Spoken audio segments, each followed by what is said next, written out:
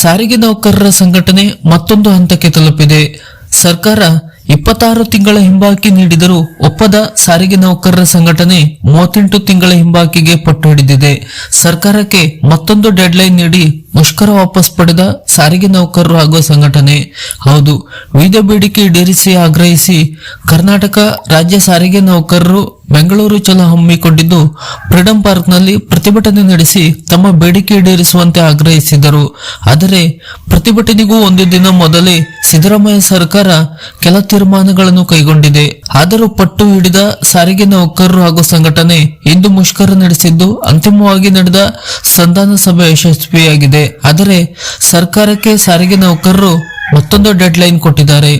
ವಿವಿಧ ಬೇಡಿಕೆ ಈಡೇರಿಕೆಗೆ ಆಗ್ರಹಿಸಿ ಬೆಂಗಳೂರು ಚಲೋ ಪ್ರತಿಭಟನೆ ಹಮ್ಮಿಕೊಂಡಿದ್ದ ಕರ್ನಾಟಕ ರಾಜ್ಯ ಸಾರಿಗೆ ನೌಕರರು ಮುಷ್ಕರವನ್ನು ತಾತ್ಕಾಲಿಕವಾಗಿ ಹಿಂಪಡೆದಿದ್ದಾರೆ. ಆದರೆ ಮತ್ತೊಮ್ಮೆ ಮುಷ್ಕರ ಮಾಡುವುದಾಗಿ ಎಚ್ಚರಿಕೆಯನ್ನು ಸರ್ಕಾರಕ್ಕೆ ನೀಡಿದ್ದಾರೆ. ರಾಜ್ಯ ಸರ್ಕಾರದ ವೇತನ ಪರಿಷ್ಕರಣೆ ಆದೇಶ ಹಾಗೂ ಹಲವು ತಿಂಗಳ ಹಿಂಬಾಕಿ ನೀಡಲು ಮಾರ್ಚ್ 2ರ ಗಡುವು ನೀಡಿದೆ. 38 ತಿಂಗಳ ಹಿಂಬಾಕಿ ಪೈಕಿ 26 ತಿಂಗಳ ಹಿಂಬಾಕಿ ನೀಡುವುದಾಗಿ ಸರ್ಕಾರ ನಿರ್ಧಾರ ತೆಗೆದುಕೊಂಡಿದೆ. ಅಲ್ಲದೆ ವೇತನ ಪರಿಷ್ಕರಣೆಗೂ ಸಹ ಸರ್ಕಾರ ಒಪ್ಪಿಕೊಂಡಿದೆ. ಆದರೂ ಸಾರಿಗೆ ನೌಕರರಿಗೆ ತೃಪ್ತಿ ತಂದಿಲ್ಲ. 38 ತಿಂಗಳ ಹಿಂಬಾಕಿ ಹಣ ನೀಡಬೇಕೆಂದು ಪಟ್ಟು ಹಿಡಿದಿದ್ದಾರೆ. ಈ ಸಂಬಂಧ ಸ್ಥಳಕ್ಕೆ ಕೆಎಸ್ಆರ್ಟಿಸಿ ಎಂಡಿ ಫ್ರೀಡಂ ಪಾರ್ಕ್ ನಲ್ಲಿ ನಡೆಯುತ್ತಿದ್ದ ಪ್ರತಿಭಟನಾ ಸ್ಥಳಕ್ಕೆ ಭೇಟಿ ನೀಡಿ ನೌಕರರ ಜೊತೆ ಚರ್ಚೆ ನಡೆಸಿದರು. ಬಳಿಕ ಅಂತಿಮವಾಗಿ ಸಭೆ ಮಾಡಿ ಮುಷ್ಕರವನ್ನು ತಾತ್ಕಾಲಿಕವಾಗಿ ಹಿಂಪಡೆದಿದ್ದಾರೆ. ನಾಳೆಯಿಂದ ಮುಷ್ಕರ ನಡೆಸದಿರಲು ಜಂಟಿ ಕ್ರಿಯಾ ಸಮಿತಿ ನಿರ್ಧರಿಸಿದೆ. ಆದರೆ ಸರ್ಕಾರಕ್ಕೆ ಮಾರ್ಚ್ 2ರ ತನಕ ಗಡುವು ನೀಡಿದ್ದು ಮಾರ್ಚ್ 2ರ ಒಳಗಾಗಿ ಬೇಡಿಕೆ ಈಡೇರಿಸದಿದ್ದರೆ ಮತ್ತೆ ಪ್ರತಿಭಟನೆ ನಡೆಸುವುದಾಗಿ ಜಂಟಿ ಕ್ರಿಯಾ ಸಮಿತಿ ಸಂಚಾಲಕ ಜಯದೇವ ರಾಜೇ ಅರಸ್ ತಿಳಿಸಿದ್ದಾರೆ. ಆದರೆ ಇದಕ್ಕೆ ಸಾರಿಗೆ ನೌಕರರು ಆಕ್ಷೇಪ ವ್ಯಕ್ತಪಡಿಸಿದ್ದು ನಾಳಿಂದ ಮುಷ್ಕರ ನಡೆಸುವಂತೆ ಸಾರಿಗೆ ಸಿಬ್ಬಂದಿ ಕೂಡ ಆಗ್ರಹಿಸಿದ್ದಾರೆ.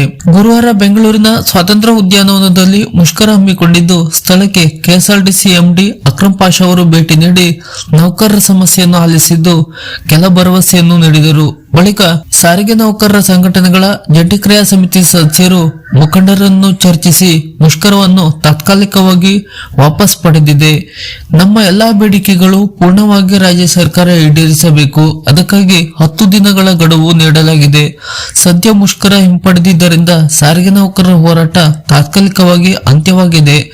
ನಾಳೆಯಿಂದ ಅಂದರೆ ಫೆಬ್ರವರಿ 20ರಿಂದ ಸಂಚಾರ ಎಂದಿನಂತೆ ಬಸ್ಗಳು ಸಂಚರಿಸಲಿವೆ.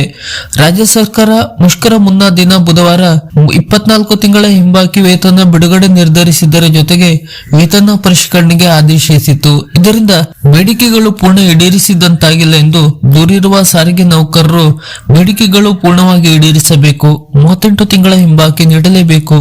ವೇತನ ಹೆಚ್ಚಿಸಬೇಕು. ಅದಕ್ಕಾಗಿ ಸರ್ಕಾರ ನಿರ್ಧಾರ ಕೈಗೊಳ್ಳಲು 10 ದಿನ ಸಮಯ ನೀಡಿದ್ದು ಅಷ್ಟರಲ್ಲಿ ನಿರ್ಧಾರ ಪ್ರಕಟಿಸಬೇಕು. ಇಲ್ಲವಾದರೆ ಮಾರ್ಚ್ 2ರಿಂದ ಉಪವಾಸ ಸತ್ಯಾಗ್ರಹ ನಡೆಸಲಾಗುವುದೆಂದು ಎಚ್ಚರಿಕೆಯನ್ನು ನೀಡಿದ್ದಾರೆ.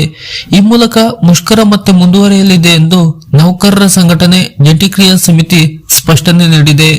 ಇನ್ನು ಸಾರಿಗೆ ನೌಕರರ ಜಂಟಿ ಕ್ರಿಯಾ ಸಮಿತಿ ಮುಷ್ಕರ ವಾಪಸ್ ಪಡೆದಿದ್ದಕ್ಕೆ ಸ್ವಾತಂತ್ರ್ಯ ಉದ್ಯಾನದಲ್ಲಿ ನೌಕರರು ಆಕ್ಷೇಪ ವ್ಯಕ್ತಪಡಿಸಿದ್ದಾರೆ. ಬೇಡಿಕೆಗಳು ಪೂರ್ಣ ಈಡೇರಿಸುವವರೆಗೂ ಮುಷ್ಕರ ನಿಲ್ಲಿಸಬಾರದೆಂದು ಒತ್ತಾಯಿಸಿದರು. ಬೇಕೇ ಬೇಕು, ನ್ಯಾಯ ಬೇಕು, ಗೆಲ್ಲುವವರೆಗೂ ಹೋರಾಟ ಬಿಡಲ್ಲ ಎಂದು ಘೋಷಣೆ ಆಕ್ರೋಶ ಹೊರಹಾಕಿದರು. ಬಳಿಕ ಜಂಟಿ ಕ್ರಿಯಾ ಸಮಿತಿಯ ಸದಸ್ಯರು ಮಾತಿನಂತೆ ಒಲ್ಲದ ಮನಸ್ಸಿನಿಂದ ಸಾರಿಗೆ ನೌಕರರು ಮುಷ್ಕರ ವಾಪಸ್ ನಿರ್ಧಾರ ಸ್ವಾಗತಿಸಿದ್ದಾರೆ.